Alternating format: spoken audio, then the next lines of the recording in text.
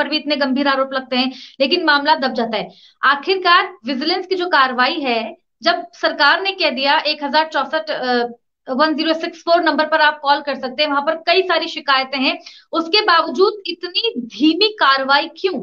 इस पर तुरंत आपकी प्रतिक्रिया, और फिर आशीष आपके पास आ रही तुरंत देनी है क्योंकि समय कम है हमारे पास।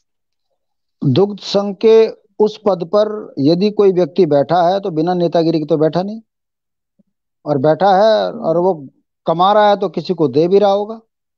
यही कारण हम्म। है कि धीमी गति से जांच चलेगी, बाद में ठंडे बस्ते में चली जाएगी। अभी 3 दिन पहले देहरादून कोऑपरेटिव बैंक के जो सर्वे सर्वा हैं, उनके ऊपर वहीं कोऑपरेटिव विभाग के जो क्लर्क थे, संविदा में काम करने वाले, वो आरोप लगा रहे थे कि इन्होंने पैसे लेकर जो है भर्ती कर दी। अस्थायी राजधानी देहरादून के अंदर यह मामला सुर्खियों पे छाया रहा। बेटी बचाओ बेटी पढ़ाओ का नारा देने वाली वही सरकार है, वही बेटियों का दमन कर रही है। क्या मुख्यमंत्री जी के संज्ञान में मामला नहीं आया? क्या विजिलेंस एसटीएफ के मामला संज्ञान में नहीं आया? जब कार्रवाई के आदेश ही नहीं करोगे तो घोटाले ऐसे ही तो होंगे। तीसरा उदाहरण हम्म। देता हूं, पूरे उत्तराखंड के अंदर अशासकीय स्कूल है, खुले रेट है 50 लाख रुपए। गधे को बनवा लो वहां एलटी का टीचर, क्योंकि मैनेजमेंट है, मैनेजमेंट वो काम कर रहा है। परमाणु के हम्म। साथ बता रहा हूं, कल हमारे यहाँ पोखरी खाल इंटर कॉलेज है यमकेश्वर के अंदर, वहां पर कल केंद्र की मीटिंग एक जांच करने आई है। बलदेव कुकरेती ने शपथ पत्र में शिकायत करी है कि वहां का प्रबंधन जो है भ्रष्टाचार में संलिप्त है और उसकी जांच होनी चाहिए, यहाँ अवैध नियुक्तियां हो गई। पूरा उत्तराखंड का, यमकेश्वर का जनमानस कह रहा है कि वहां पर जो है 30-30 40-40 लाख रुपए रिश्वत पे चले। क्या उच्च शिक्षा मंत्री डीएम को पता नहीं है? डीएम को भी पता है, और शिक्षा सचिव को भी पता है, मुख्यमंत्री को भी पता है, पोर्टल में भी खबर है, जो है मुख्यमंत्री को भी शिकायत कर दी, कार्रवाई नहीं हो रही, तो इसमें क्या करें? अब जाके वहां गोलियां चलाएं क्या बेईमानों पे? ये स्थितियां उत्तराखंड की हो गई क्या? अब आ जाइए आप, कौन सा मंत्री, इनके जो कोऑपरेटिव के मंत्री हैं उन पर आरोप लग रहे हैं। मैंने कल ही शिकायत करी है मुख्यमंत्री कार्यालय में, उच्च शिक्षा सचिव बगोली जी के सामने शिकायत करी है कि देहरादून में जो दून यूनिवर्सिटी है, इनके कुलपति पर भ्रष्टाचार के आरोप हैं। जावलकर रिपोर्ट ये कहती है कि ये गलत नियुक्ति हो, इसे बर्खास्त करो। मैं हाई कोर्ट से उसमें ऑर्डर करा के लिया है, इसको हटाइए।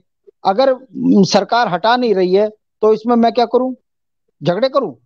अगर मुकदमा धरना करता हूं तो मुकदमा लगा देते हैं। हम्म। ये ये जो भ्रष्टाचार का तरीका इन सरकारों ने चुन लिया है कि भाई हम कितना ही लूट लें। अभी चुनाव करा लीजिए, चुनाव में कौन, बता दीजिए मुझे, मैं इस चीज को चुनौती के साथ कह रहा हूं कि कोई अखबार ये छाप रहा हो कि भारतीय जनता पार्टी की सरकार ने लोकायुक्त कानून नहीं लगाया, अपने किए वादे से ये 50,000 नौजवान बच्चों को रोजगार देने से मुकरे, और इन सरकारों ने झूठा अपना प्रचार 5 साल किया, तो कैसे वोट पड़ जाएगा इनको? मगर उस समय पर चुनाव क्या होते हैं भाई, इसकी लहर उसकी लहर, झूठा प्रचार कर कर ये जनता को दिग्भ्रमित करते हैं, फिर चुनाव जीत के आ जाते हैं। आज यहाँ पर बॉबी पमार जैसा नौजवान लड़का, ये लड़का अपने भविष्य, सुनहरे भविष्य के लिए सरकारी परीक्षा नहीं दे रहा था। जब नौकरी नहीं लगी, इसने घोटाले खोले, इसके ऊपर मुकदमा लगा दिया। आज ये प्रताड़ित होकर अब अपने भविष्य की चिंता छोड़ के आने वाली पीढ़ी के भविष्य की चिंता कर रहा है। अभी भी देख लीजिए धरना स्थल पर लेटा हुआ है। मैं पूछना चाहता हूं कि बॉबी पमार का जीवन यदि आज इस संकट में गया, इसका दोषी कौन है? इनके माँ हम्म। बापों के आंसू कौन पूछेगा? अगर ये परिवार में अकेला हुआ तो इसके लिए कौन दोषी है?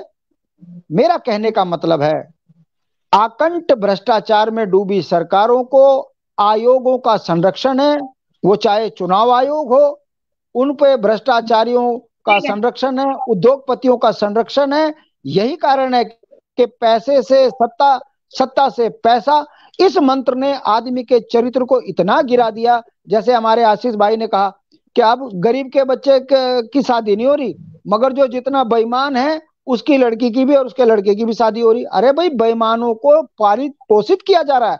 नरेश बौठियाल जैसा व्यक्ति एक मंत्री पर आरोप लगा रहा है लगा रहा है कि मेरी जमीन पर उसकी बुरी नजर है।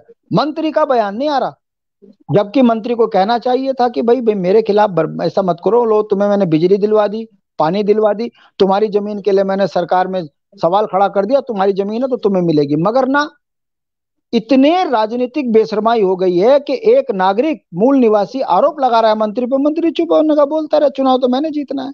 ये जो मंत्र बन चुका है कि भ्रष्टाचार करो, उसके बाद चाहे वे रोजगार बेच दो, चाहे संसाधन बेच दो, चाहे पूरा उत्तराखंड बेच दो, चमन बेच दो, आपका कुछ बिगड़ने वाला नहीं है, क्योंकि चुनाव में तो हम ही नहीं आना है।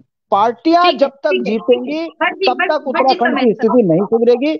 उत्तराखंड में हम्म। जब तक जन सरोकारों की सरकारें नहीं बनेंगी, तब तक इस भ्रष्टाचार पर बात करना, इस भ्रष्टाचार पर किसी व्यक्ति को समझाना, यह राजनीतिक भूल है। हमारा यह कहना है, अगर भ्रष्टाचार से आपको मुक्ति चाहिए तो पार्टियों को नहीं, मुद्दों पर वोट देना शुरू कीजिए, तब आपके बच्चों का भविष्य सुरक्षित होगा। वरना नौकरियां बिक रही हैं, 22 साल में 2 पीढ़ी बर्बाद हो गई, तीसरी पीढ़ी भी तैयार है बर्बादी की ओर, क्योंकि नौकरी मिलनी नहीं है।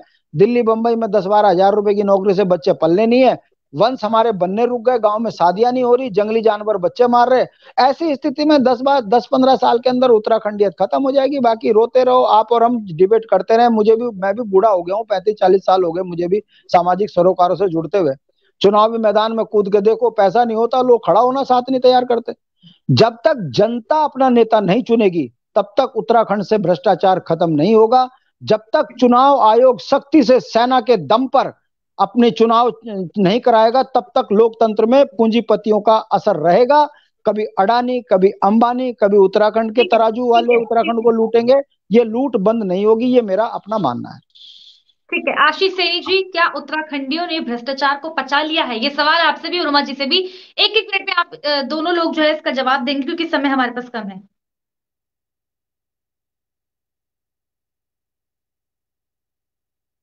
आशीष जी।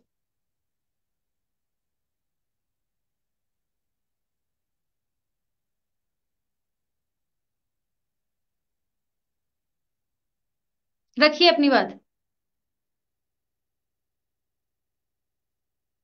उमा जी आप रखिए अपनी बात। नहीं रितिका, मैं आपकी इस बात से सहमत नहीं हूँ कि उत्तराखंडियों ने भ्रष्टाचार को पचा लिया।